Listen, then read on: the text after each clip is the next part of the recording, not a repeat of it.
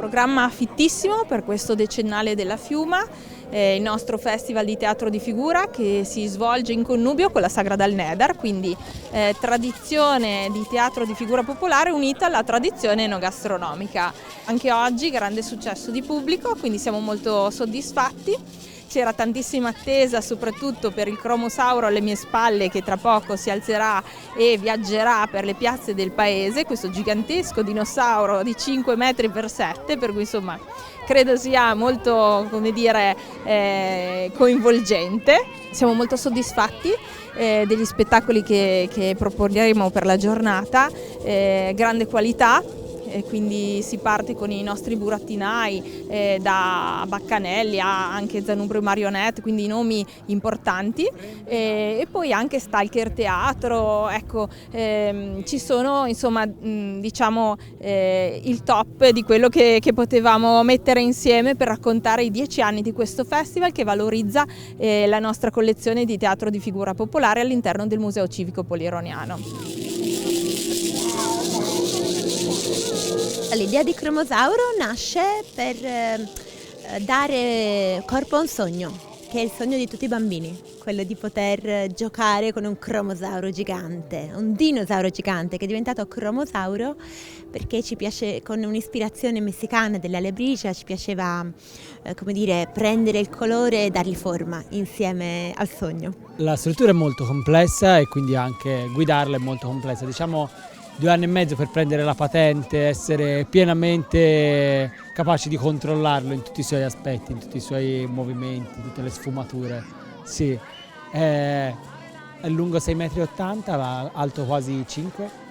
è molto pesante, quindi, ed è sui trampoli, si muove grazie a tutti dei meccanismi meccanici, non c'è niente di elettronico. I bambini si divertono tantissimo e si spaventano tantissimo anche alcuni, quindi dipende un po' dai bambini, da bambino a bambino, però c'è sempre il fascino anche della paura, che non è paura fine a se stessa, ma c'è il fascino di ciò che fa paura ma che attira al contempo.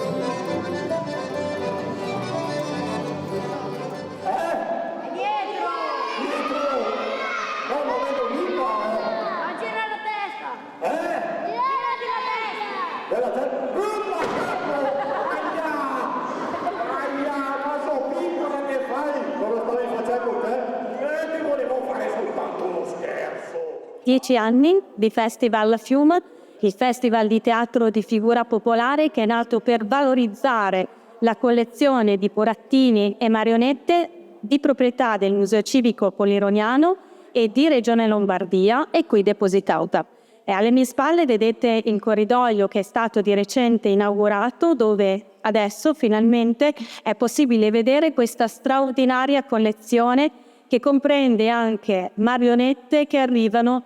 anche da altre parti del mondo, come il Rajasthan, la Cina e l'isola di Bali,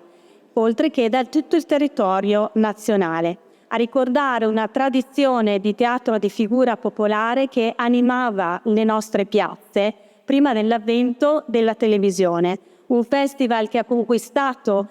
anno dopo anno un pubblico sempre più vasto anche dalle regioni limitrofe.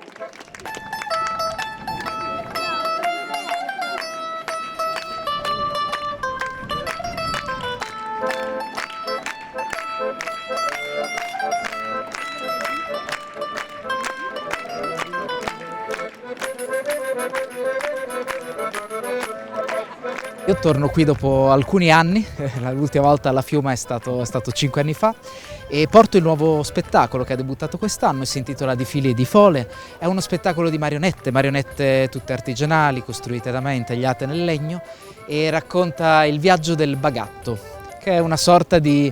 artista di strada ante litteram, e questo spettacolo vuole essere un elogio di questa antica professione che io da tanti anni pratico. Non c'è trucco, non c'è inganno, signore e signori, c'è soltanto magia, e la magia è negli occhi di chi decide di vederla.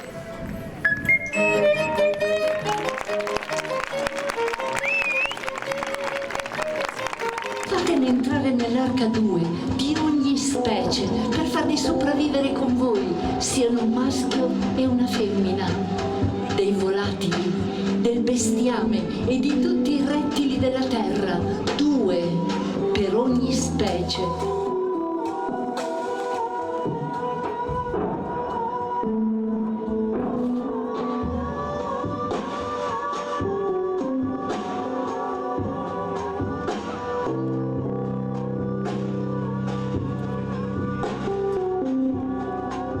È uno spettacolo, si chiama Incontri, ha girato tutta l'Europa, nell'outdoor, nella strada, è uno spettacolo partecipato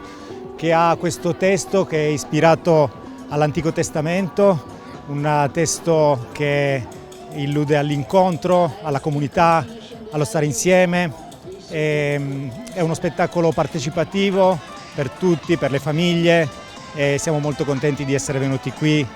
a San Benedetto Po in questa occasione speciale.